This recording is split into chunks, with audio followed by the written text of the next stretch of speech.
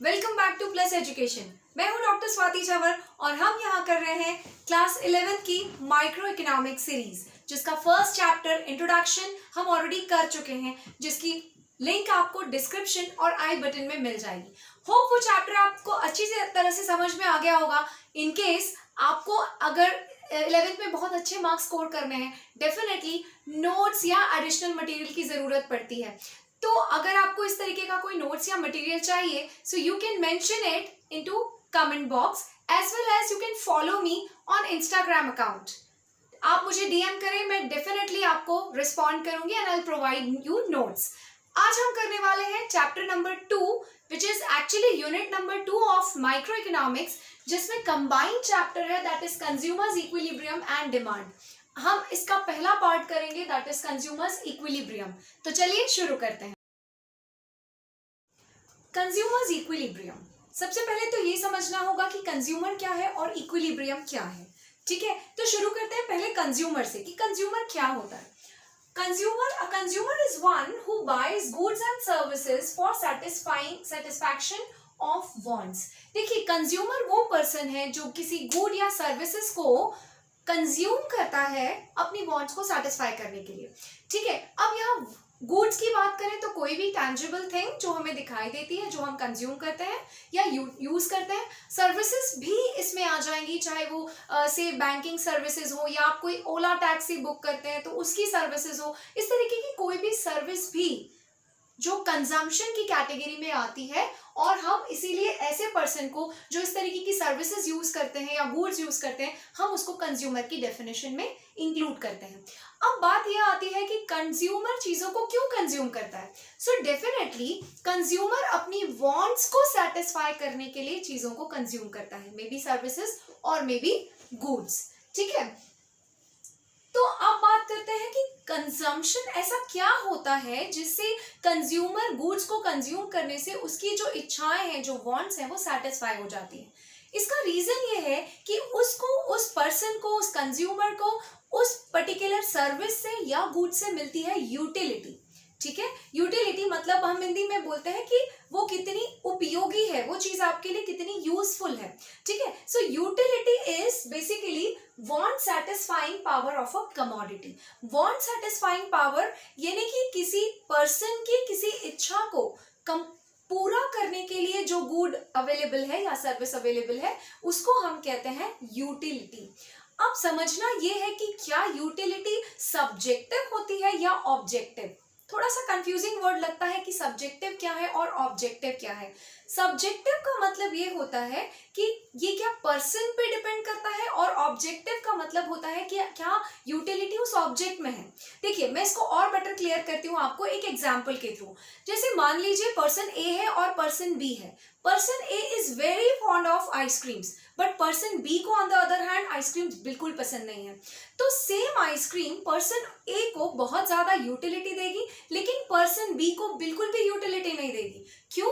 क्योंकि actually person ए की want है कि वो आइसक्रीम को कंज्यूम करे, on the other hand person B की बिल्कुल भी इच्छा नहीं है कि वो उस आइसक्रीम को कंज्यूम करे, क्योंकि उससे उसे कोई फायदा नहीं हो रहा है, कोई सेटिस्फैक्शन लेवल नहीं मिल रहा है। इसका मतलब ऑब्जेक्ट क्या है? आइसक्रीम।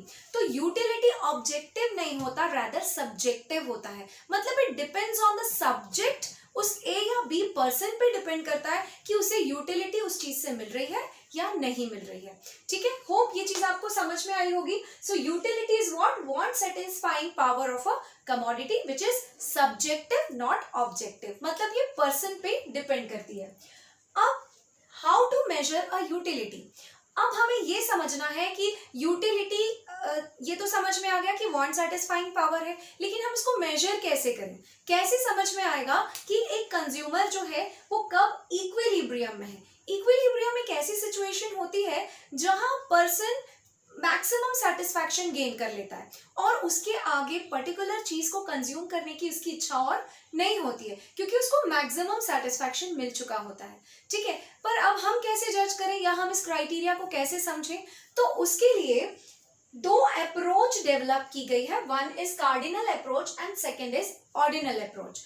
जो कार्डिनल अप्रोच है ये क्लासिकल इकोनॉमिस्ट, ठीक है, जो बेसिकली इसमें कौन आ जाता है? मार्शल। प्रोफेसर मार्शल जो थे उन्होंने कार्डिनल यूटिलिटी अप्रोच को डेवलप किया है। On the other hand ordinal approach, तो ऑर्डिनल यूटिलिटी अप्रोच को Hicks, J K Hicks and basically Allen, mister Allen, ये इकोनॉमिस्ट का नाम आता है ऑर्डिनल यूटिलिटी अप्रोच को डेवलप करने के लिए। अब समझते हैं कि कार्डिनल अप्रोच क्या है और ऑर्डिनल अप्रोच क्या है। So cardinal approach, cardinal utility analysis assumes that the level of utility can be expressed in numbers. देखिए यहाँ पे important word आता है number। cardinal utility approach का मतलब ये होता है कि जिन लोगों ने मार्शल का ही एग्जाम्पल लें, क्लासिकल इकोनॉमिस्ट ने ये माना कि अगर आप समझना चाहते हैं कि एक पर्सन का मैक्सिमम सेटिस्फाइंग पावर पॉइंट कहाँ पे है, तो उसके लिए आपको यूटिलिटी को नंबर्स में डिनोट करना पड़ेगा, मतलब न्यूमेरिकली एक्सप्रेस करना पड़ेगा। इसको मैं एक एग्जाम्पल देती हूँ। जैसे मान लीजिए देयर इज अ पर्सन, वो बाहर गर्मी में घूम के आ रहा है और बहुत प्यास लग रही है उसे, तो वो घर पहुंचते ही एक ग्लास पानी पीता है, उसे बहुत ज्यादा यूटिलिटी मिलती है, बहुत ज्यादा सेटिस्फैक्शन मिलता है क्योंकि वो बहुत ज्यादा थर्स्टी था। अब उसने रैंक दिया पहले ग्लास पानी को से, उससे उसको 50 यूटिलिटीज मिली, ठीक है। उसे फिर भी उसकी प्यास नहीं बुझती, वो एक और ग्लास पानी कंज्यूम करता है, ठीक है।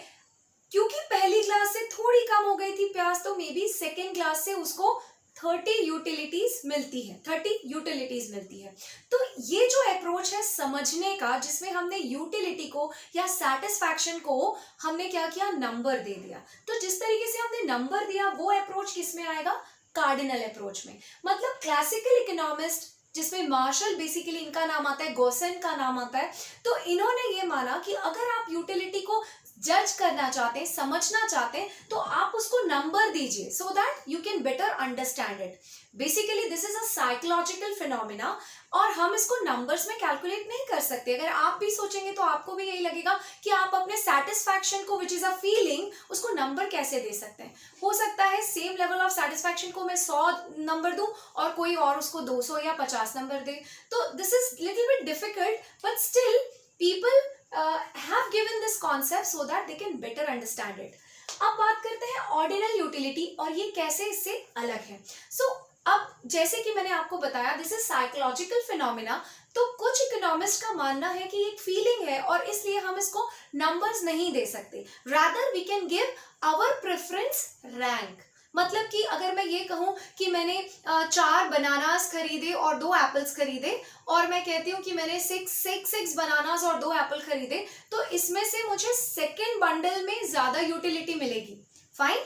तो इन दैट केस मैं रैंक दे सकती हूँ कि पहले बंडल से दूसरा बंडल इज प्रेफरेबल बिकॉज वो मुझे ज्यादा यूटिलिटी दे रहा है, ठीक है। या फिर मैं ऐसा कह सकती हूँ कि मैं एक आइसक्रीम लूं या मैं एक चॉकलेट का पैकेट लूं, आई बिलीव मुझे चॉकलेट से ज्यादा यूटिलिटी मिलेगी रादर आइसक्रीम से, तो मैंने क्या किया, यहाँ रैंक किया, chocolate is at first number and then ice cream is at second number.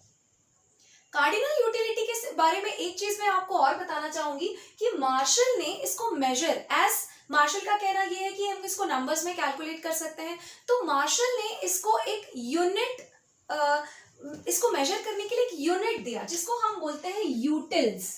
ये आप ध्यान रखेंगे क्योंकि जब भी हम मार्शल का कार्डिनल यूटिलिटी अप्रोच पढ़ेंगे वहां हम यूटिलिटी को हमेशा किस में मेजर करेंगे, यूटिल्स में। जैसे हम दूरी को नापने के लिए हम किलोमीटर यूज करते हैं, मीटर यूज करते हैं, इन द सेम मैनर हम यूटिलिटी को मेजर करने के लिए यूटिल्स देंगे।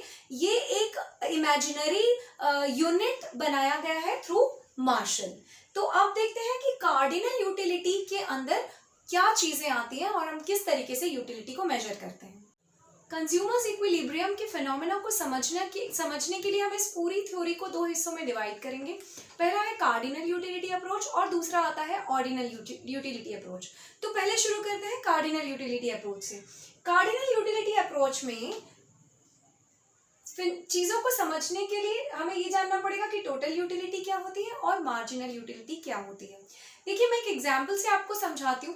टोटल यूटिलिटी का मतलब ये है टोटल, जैसा कि वर्ड से समझ में आ रहा है कि if I have consumed 5 units of a commodity, से अगर मैं 5 एप्पल्स कंज्यूम करती हूँ तो 1 2 3 4 5 पांचों एप्पल से मिलने वाली यूटिलिटी सम अप होने पर टोटल यूटिलिटी बनाती है, ठीक है। और अगर मैं कहती हूँ इंडिविजुअली एक यूनिट, जैसे फर्स्ट एप्पल कंज्यूम किया उससे मिली 10 utility, then second apple consume किया उससे मिली से 8 यूटिल्स, थर्ड एप्पल से मिली 6 यूटिल्स, इन दैट मैनर। तो हर इंडिविजुअल एप्पल से मिलने वाली यूटिलिटी कहलाती है मार्जिनल यूटिलिटी। डेफिनेशन देखते हैं। Total utility means the total satisfaction, see total satisfaction derived from consumption of given quantity of a commodity x.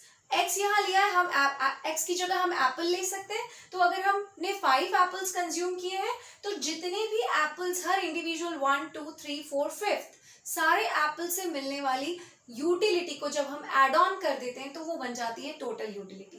देखिए, आपको जब भी पूछा जाता है कि टोटल यूटिलिटी क्या है तो definitely you have to mention the formula, and formula is what, TUN is equal to summation of MUN। देखिए TUN यहाँ पे क्या है, तो नंबर ऑफ यूनिट्स कंज्यूम्ड। अगर मैंने एप्पल 5 लिए हैं तो TUN यहाँ पे 5 है तो TU 5 हो जाएगा। और MUN का मतलब है कि पहले, दूसरे, तीसरे, चौथे और 5वें एप्पल से मिलने वाली यूटिलिटी को जब मैंने ऐड कर दिया, समेशन का साइन ऐड को ही शो करता है, सो एडिशन कर दिया अगर, तो वो क्या हो जाएगा, टोटल यूटिलिटी, ठीक है। तो फॉर्मूला मेंशन करना नहीं भूलेंगे। अब बात करते हैं मार्जिनल यूटिलिटी की।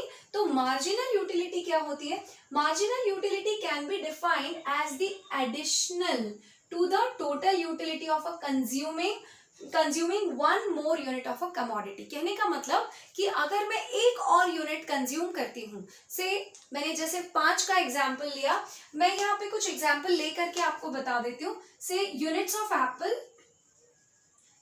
ऑफ एप्पल लिया मैंने, ठीक है। तो यूनिट्स ऑफ एप्पल हो गए 1 2 3 4 एंड 5, टोटल एप्पल्स हो गए 5।